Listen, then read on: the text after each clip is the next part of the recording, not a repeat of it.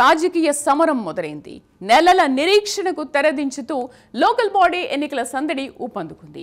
ఇది కేవలం గ్రామ పాలన ఎన్నిక మాత్రమే కాదు, 2028 అసెంబ్లీ ఎన్నికలకు పునాది వేసే కీలకమైన రాజకీయం. గతంలో గ్రామీణ ఓటరే అధికార మార్పిడిలో నిర్ణయాత్మక శక్తిగా మారిన నేపథ్యంలో పల్లె ఓటు బ్యాంకును స్థిరం చేసుకునేందుకు అధికార కాంగ్రెస్, ప్రతిపక్ష బీఆర్ఎస్, బీజేపీ పార్టీలు తమ వ్యూహాలకు పదును పెడుతున్నాయి. అధికారంలో ఉన్నవారు హామీలు, పథకాల ద్వారా పట్టు నిరూపించుకోవాలని చూస్తుండగా విపక్షాలు మాత్రం ప్రభుత్వంపై విమర్శల వర్షం కురిపిస్తూ తగ్గేదేలే అంటూ పోటీకి సిద్ధమవుతున్నాయి. ఈ ప్రతిష్టాత్మక పోరులో సాగుతున్న ఏకగ్రీవాల ట్రెండ్ విశేషాలు ఇప్పుడు తెలుసుకుందాం.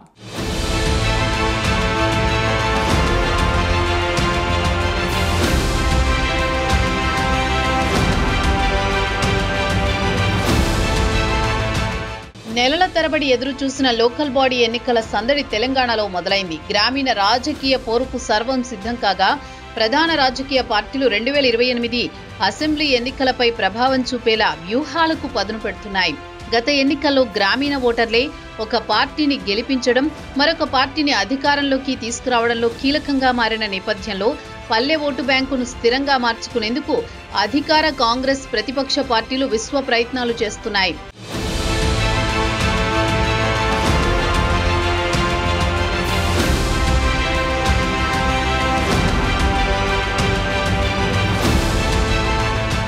ఈ స్థానిక ఎన్నికలు కేవలం ప్రస్తుత గ్రామ పాలన కోసం మాత్రమే కాదు, ప్రధాన పార్టీల భవితవ్యాన్ని, వాటి గ్రామీణ పట్టును అంచనా వేయడానికి ఒక ముఖ్య వేదిక.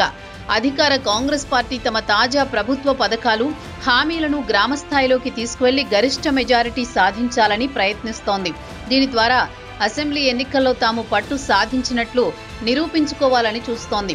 మరోవైపు ప్రతిపక్ష పార్టీలు అధికార పార్టీపై వస్తున్న ఆరోపణలు, విమర్శలను తమకు అనుకూలంగా మార్చుకుని గ్రామ స్థాయిలో తమ ఓటు బ్యాంకును పదిలం చేసుకోవడానికి తగ్గేదేలే అంటూ పోటీకి సిద్ధమవుతున్నాయి.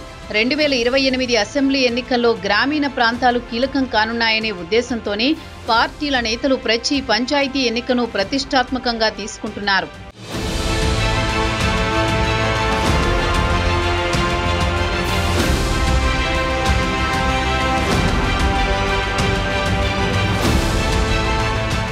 ఎలక్షన్ స్కెడ్యూల్ విడుదలైన వెంటనే గ్రామాల్లో ఏకగ్రీవాల సందడి ఊపందుకుంది. పోటీని తప్పించడానికి సర్పంచ్ పదవులపై ఆశలు పెట్టుకున్న అభ్యర్థులు విపరీతమైన ఆఫర్లు ఇస్తున్నారు.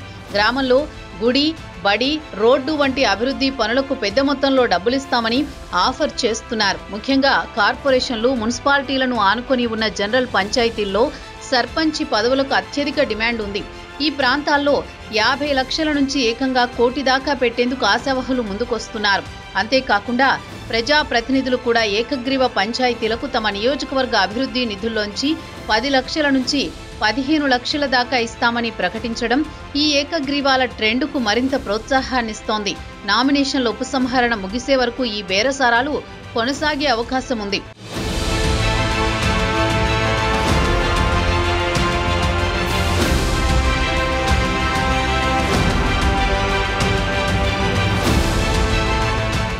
ఏకగ్రీవానికి ముందుగా వస్తున్న ఆశావహులు కేవలం నోటి మాటలకే పరిమితం కాకుండా తమ హామీలను నిలబెట్టుకోవాలని గ్రామ పెద్దలు పట్టుబడుతున్నారు.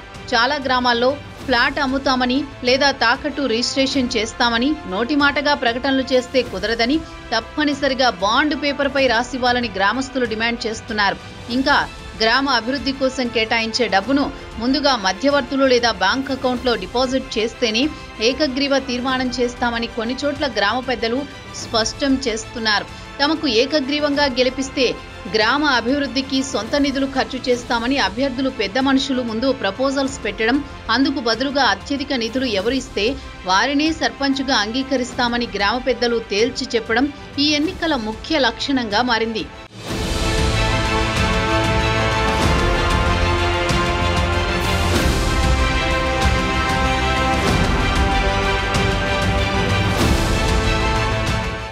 లోకల్ బాడీ ఎన్నికల్లో ఏకగ్రీవాల ట్రెండ్ పతాక స్థాయికి చేరింది. సర్పంచ్ పదవులపై ఆశలు పెట్టుకున్న అభ్యర్థులు తమ అధికార ఆకాంక్షను నెరవేర్చుకోవడానికి విపరీతమైన ఆఫర్లను గుప్పిస్తున్నారు. గ్రామాభివృద్ధి పనుల పేరుతో లక్షలు కోట్లు వెచ్చించేందుకు సిద్ధమవుతున్నారు.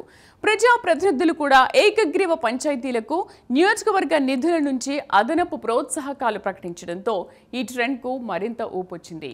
నోటి మాట కాదు, హామీలను బాండ్ పేపర్పై రాసివ్వాలని, బ్యాంకులో డిపాజిట్ చేయాలని పట్టుబడుతున్నారు. సర్పంచ్ అంగీకారం దక్కుతుందనేలా సాగుతున్న ఈ నయా రాజకీయ ధోరణి, బేరసారాలు, డీల్స్ ఎలా మారనున్నాయో మరికొద్ది రోజుల్లో తేలనుంది.